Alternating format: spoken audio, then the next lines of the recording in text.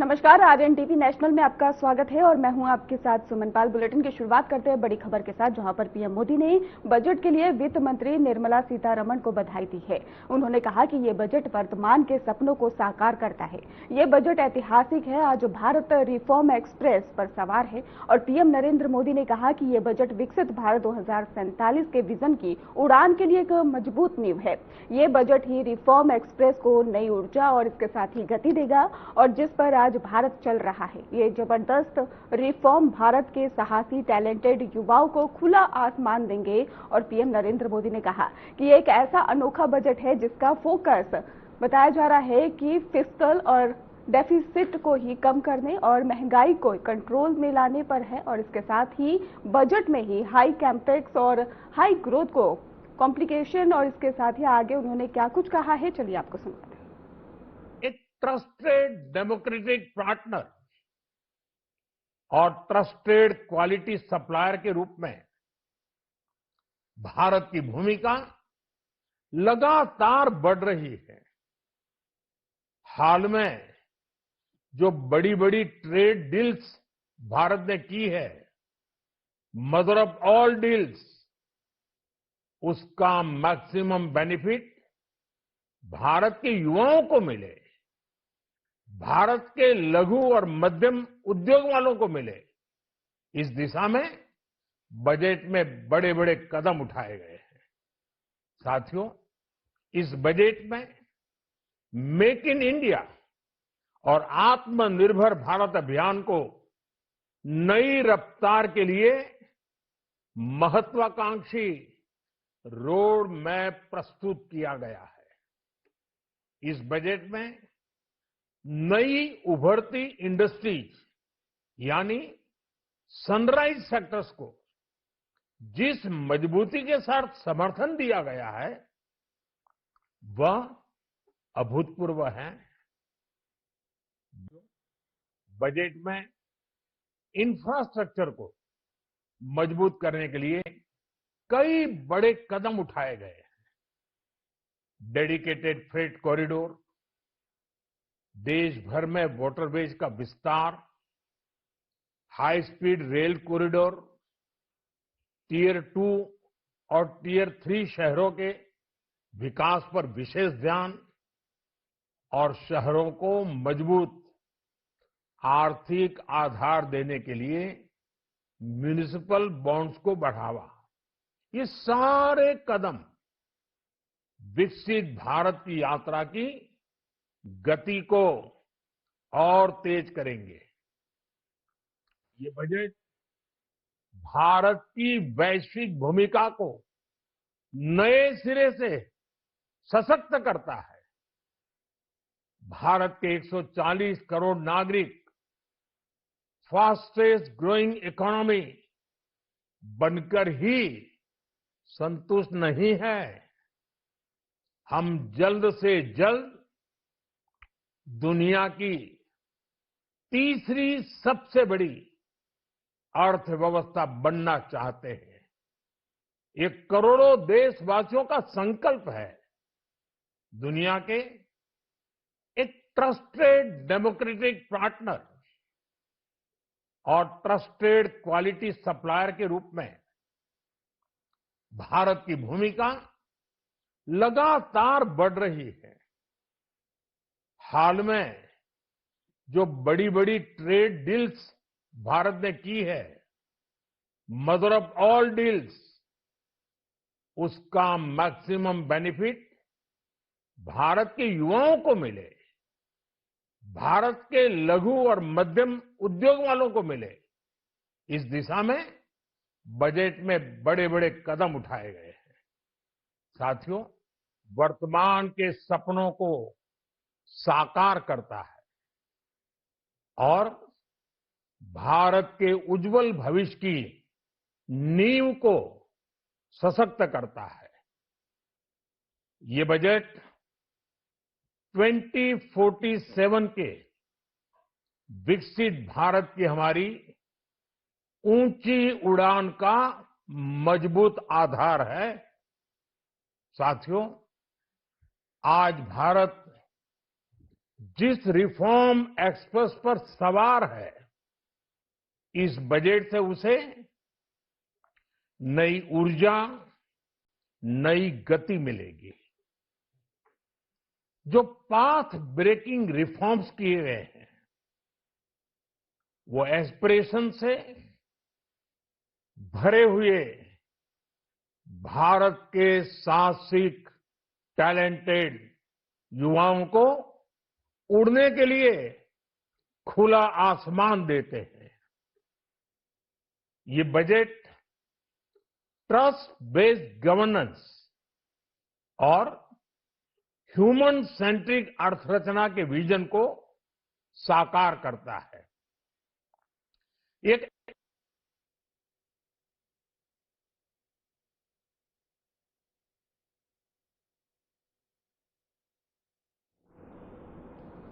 लोकसभा में वित्त मंत्री निर्मला सीतारमण ने बजट 2026 पेश कर दिया है और इस बजट में उन्होंने आम आदमी से लेकर गरीब और किसानों के लिए कई घोषणाएं की है, लेकिन मिडिल क्लास को इनकम टैक्स के मोर्चे पर कोई राहत नहीं दी गई है। उन्होंने आयकर स्लैब को लेकर भी उन्होंने स्लैब में कोई बदलाव नहीं किया और इसके साथ ही इनकम टैक्स स्लैब पहले की तरह ही रहेंगे, ऐसा कहा गया। और इसके अलावा ही स्टैंडर्ड डिडक्शन में भी कोई बदलाव नहीं किया गया है और शेयर बाजार को भी कोई राहत नहीं मिलने से मार्केट में बड़ी गिरावट आ गई है। वहीं पर निफ्टी 50.3% गिरकर ही 2,56,000 और इसके साथ ही उससे ज्यादा के नीचे चला गया है। और लगातार नौवां बजट पेश करते हुए वित्त मंत्री सीतारमण ने कहा कि सरकार का उद्देश्य आर्थिक विकास को मजबूत करना और लोगों की आकांक्षाओं को पूरा करना है। इसके साथ ही उन्होंने क्या कुछ कहा है, सुनते हैं। Our third Kartavya aligns with our vision of Sabka Saath Sabka Vikas towards Vikasit Bharat.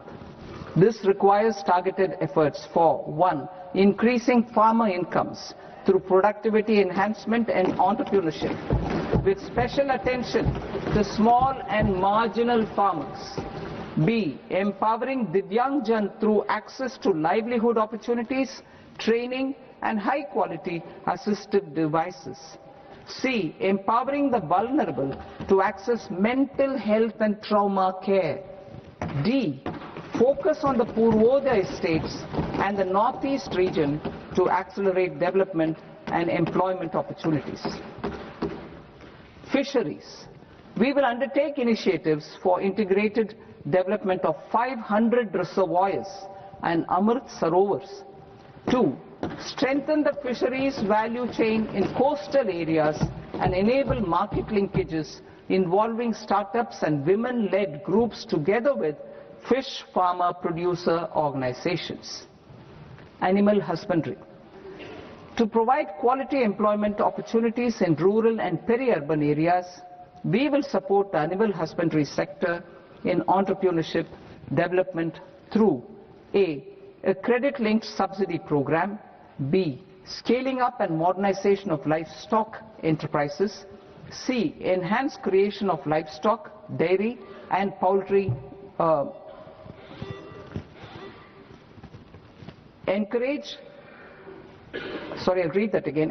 creation of livestock, dairy and poultry focused integrated value chains, and D. Encourage creation of livestock farmer producer organizations.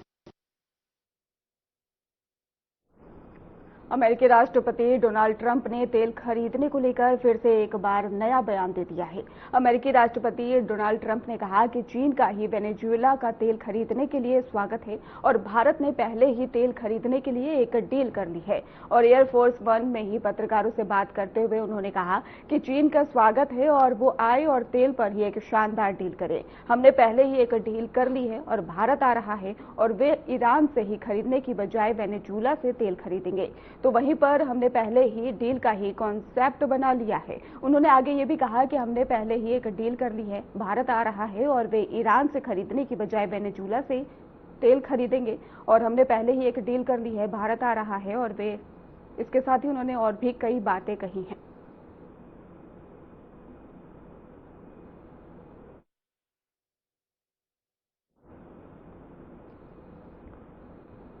केंद्रीय budget 2026 पर केंद्रीय मंत्री अश्विनी वैष्णव ने ही अपने विचार साझा किए। उसके साथ ही अश्विनी वैष्णव ने कहा कि वे प्रधानमंत्री और वित्त मंत्री निर्मला सीतारमण को धन्यवाद देना चाहते हैं। उनका कहना है कि आज के बजट ने देश के सर्वांगीण विकास और विकसित भारत की मजबूत नींव रखने का काम किया है।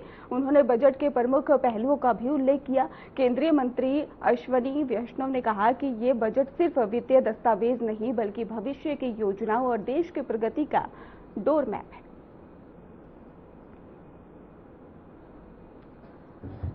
तो अश्विनी वैष्णव का बयान सामने आया है और इसके साथ ही आपको बता दें कि उनका साफ तौर पर कहना है बजट को लेकर उन्होंने अपनी प्रतिक्रिया दी है और इसके साथ ही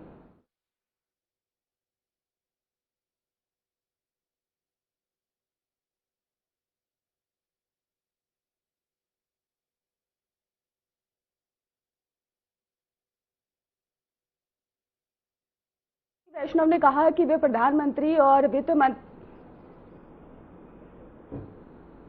और इसके साथ ही आपको बता रहे थे।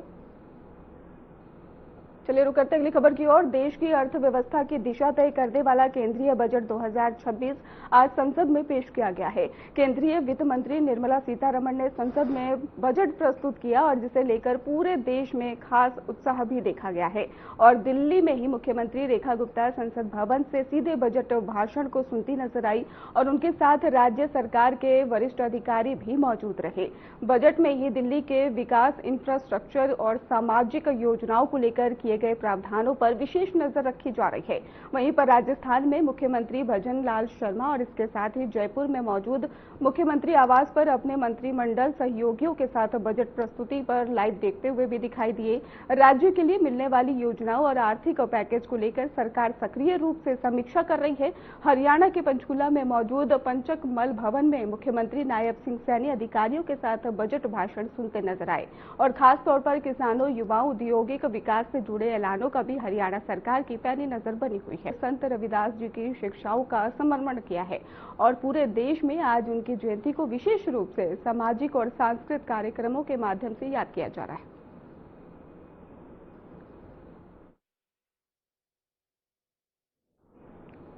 सांस्कृतिक संरक्षण और औद्योगिक विकास को नई दिशा देते हुए ओडिशा कैबिनेट ने अहम फैसले लिए। मुख्यमंत्री मोहन चरण मांझी की अध्यक्षता में हुई कैबिनेट बैठक में 10 विभागों से जुड़े कुल 12 प्रस्तावों को मंजूरी दी गई है। इन फैसलों से जहां ओडिशा या फिर बताया जा रहा है कि ये भी जानकारी सामने आई कि ओडिया भाषा संस्कृत को ही मजबूती मिलेगी और वहीं पर राज्य के उन्नत विनिर्माण और इसके साथ ही रक्षा, एयरफोर्स, स्पेस का भी क्षेत्र बड़े ही बनाने की राह भी खुलेंगे। और कैबिनेट ने ही ओडिशा राज्य सहकारी नीति 2026 को मंजूरी दी है। इसका उद्देश्य राज्य में सहकारी संस्थाओं को सशक्त बनाना और उनके कार्य संचालन को अधिक प्रभावी बनाना है।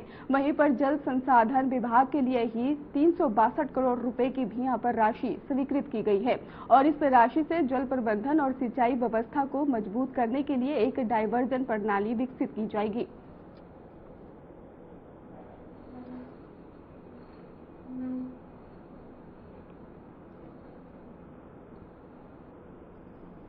राजस्थान की राजधानी जयपुर में AU जयपुर मैराथन 2026 का भव्य आयोजन किया गया। मुख्यमंत्री भजन लाल शर्मा ने कार्यक्रम में पहुंचकर मैराथन को हरी झंडी दिखाकर रवाना किया है और इसके साथ ही आपको बता दें इस अवसर पर मुख्यमंत्री ने कहा कि इस तरह के आयोजनों से युवाओं में स्वास्थ्य, फिटनेस और खेल भावना को बढ़ाना मिलता है और इसके साथ ही उन्होंने प्रतिभागियों को उत्साहवर्धन करते हुए सभी धावकों को शुभकामनाएं दी है।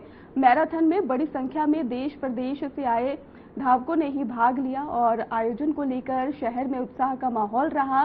सुरक्षा व्यवस्था के पुख्ता इंतजाम किए गए थे। AU जयपुर मैराथन 2026 को स्वस्थ जीवन शैली और सामाजिक जागरूकता से जोड़कर देखा जा रहा है।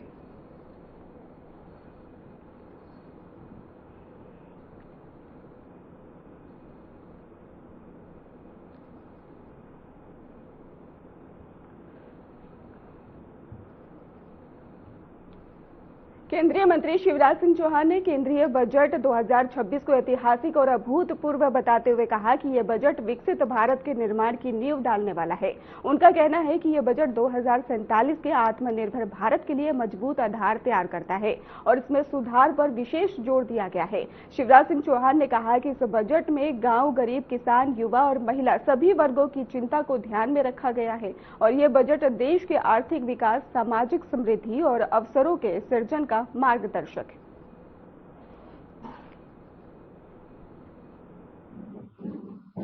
श्रीमती निर्मला सीतारमण जी ऐसी वित्त मंत्री हैं जिन्होंने 9वीं बार लगातार बजट पेश किया है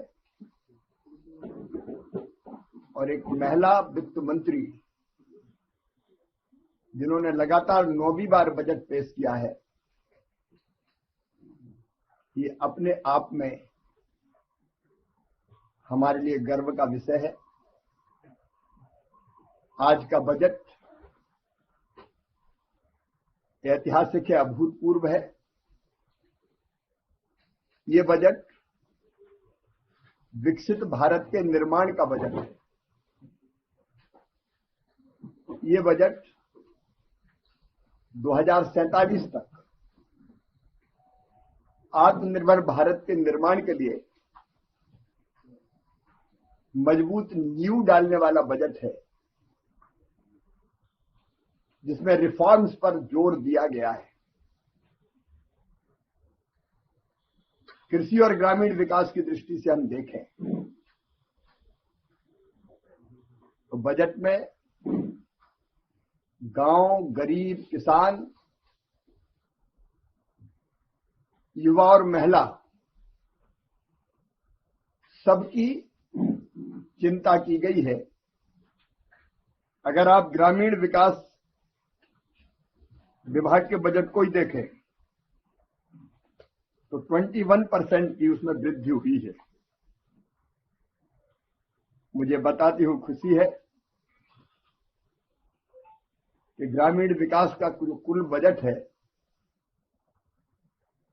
उसमें अकेले विकसित भारत जी राम जी योजना के लिए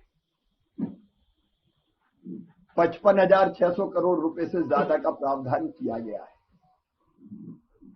पिछली बार ओवरऑल मनरेगा का जो बजट था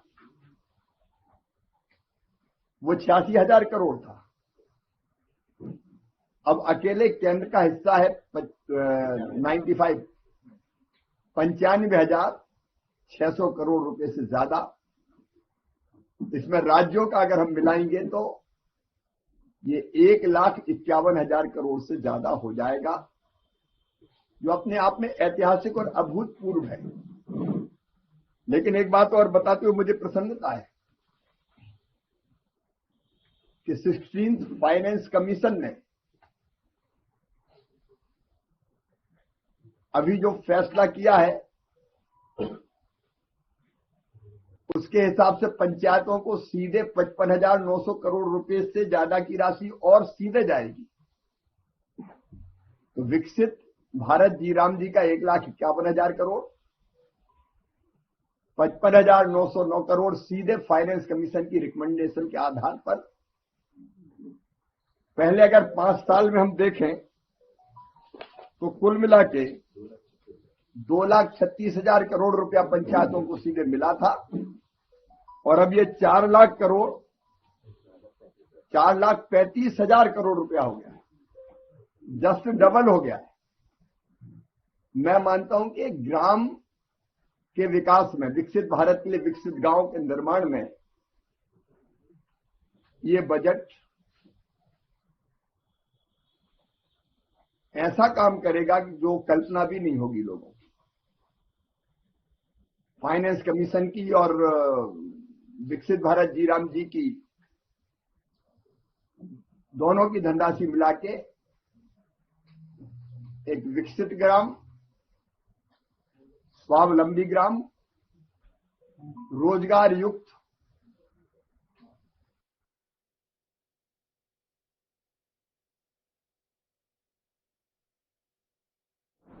दिल्ली के JLN स्टेडियम में आयोजित हुआ इंडियन नेवी हाफ मैराथन 2026 का दूसरा संस्करण और इस आयोजन को केंद्रीय स्वास्थ्य मंत्री मनसुख मंडाविया और भारतीय नौसेना प्रमुख एडमिरल दिनेश त्रिपाठी ने हरी झंडी दिखाकर औपचारिक रूप से शुरू किया है। इस हाफ मैराथन में देश भर से सैकड़ों प्रतिभागियों ने हिस्सा लिया। आयोजन का मकसद न केवल खेल को बढ़ावा देना बल्कि स्वास्थ्य, फिटनेस और अनुशासन के संदेश को आम जनता तक पहुंचाना भी है। केंद्रीय मंत्री मनसुख मंडाविया ने कहा कि इस तरह के आयोजनों से युवाओं में फिटनेस के प्रति जागरूकता बढ़ती है और ये राष्ट्रीय खेल भावना को भी प्रोत्साहित करता है। वहीं पर आपको बता दें कि एडमिरल दिनेश त्रिपाठी ने भी नौसेना की टीम के साथ साथ सभी प्रतिभागियों का उत्साहवर्धन किया और कहा कि खेलों के माध्यम से टीम वर्क और अनुशासन की भावना मजबूत होती है।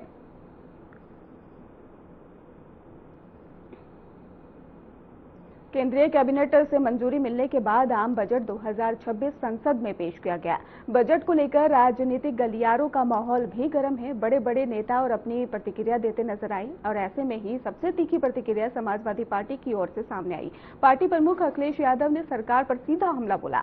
अखिलेश यादव ने कहा कि यह बजट आम जनता के लिए नहीं बल्कि सिर्फ चुनिंदा लोगों को ध्यान में रखकर बनाया जाता है। और इसके साथ ही अखिलेश यादव ने सरकार के पुराने वादों पर भी सवाल उठाए। उन्होंने कहा कि सरकार ने जो वादे अपने घोषणा पत्र में किए थे क्या उस पर खरे उतरे हैं और उनका आरोप है कि ये बजट 5% लोगों के लिए बनता है। सरकार के बजट से क्या उम्मीद होगी और हर बार का बजट 1/20 लोगों के लिए बनता है, 5% लोगों के लिए बनता है। जो सरकार गरीबों की प्रति व्यक्ति आय न बता पा रही हो, कह रहे हमने इतने लोगों को, गरीब लोगों को जोड़ दिया है खाने से, पीडीएस सिस्टम से, तो उस क्या है पर कैपिटा इनकम।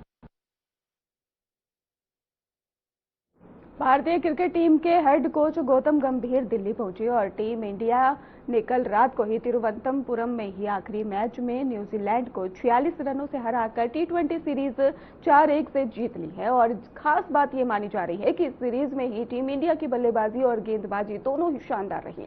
युवा खिलाड़ियों ने भी दमकर प्रदर्शन यहां पर किया है। दमदार देखने को उनका प्रदर्शन मिला। अनुभवी खिलाड़ियों ने अनुभव के साथ ही मैच को अपने पक्ष में किया। भारतीय क्रिकेट प्रेमियों के लिए ये समय जश्न का है और देश भर में इस जीत का उत्साह देखा जा रहा है। सोशल मीडिया पर भी टीम इंडिया की तारीफों के फूल बांधे जा रहे हैं। 4 दिवसीय विश्व विख्यात मरुत्सव 2026 का तीसरा दिन रेगिस्तान के जहाज ऊंट के नाम रहा और ऊंटों के ही करतब देखकर पर्यटक भी आश्चर्यचकित यहां पर नजर आए। और इस महोत्सव में भारत की सैन्य शक्ति, लोक कला और लोक संस्कृति का भव्य संगम भी देखने को मिला। इस सांस्कृतिक उत्सव ने न केवल ही जैसलमेर की पहचान को और मजबूती दी बल्कि राजस्थान की जीवित परंपराओं को भी वैश्विक मंच प्रदान किया। महोत्सव के दौरान ही डेडार सर मैदान में सुबह से लोग शाम तक ही दर्शकों की निरंतर आवाजाही बने रही और स्थानीय नागरिकों के साथ साथ देश के कई राज्यों से आए पर्यटक और बड़ी संख्या में विदेशी सैलानी कार्यक्रम देखने के लिए पहुंचे। आपको बता दें इस दौरान ही वहां पर काफी ज्यादा शो देखने को मिला और ये शो बीएसएफ के ही कई लोगों ने प्रस्तुत किया और शो ने दर्शकों को रोमांचक और गर्व से भर दिया।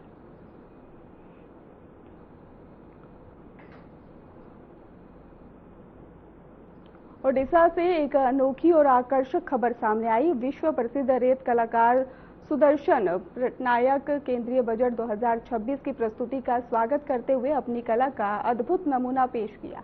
आपको बता दें सुदर्शन पटनायक ने रेत पर बजट के प्रतीकात्मक और रचनात्मक चित्र बनाकर इस अवसर को यादगार बना दिया। उनकी कलाकृति से बजट के कई पहलू जैसे कि विकास, रोजगार, किसान और युवाओं के प्रति ही योजनाओं को खूबसूरती से दर्शाया गया। इस मौके पर कला प्रेमियों और स्थानीय नागरिकों ने भी रेत कला का आनंद लिया और कलाकार की तारीफ की। ये पहल दिखाती है कि कैसे कला और संस्कृति के माध्यम से महत्वपूर्ण राष्ट्रीय घटनाओं को और भी आकर्षक और यादगार बनाया जा सकता है।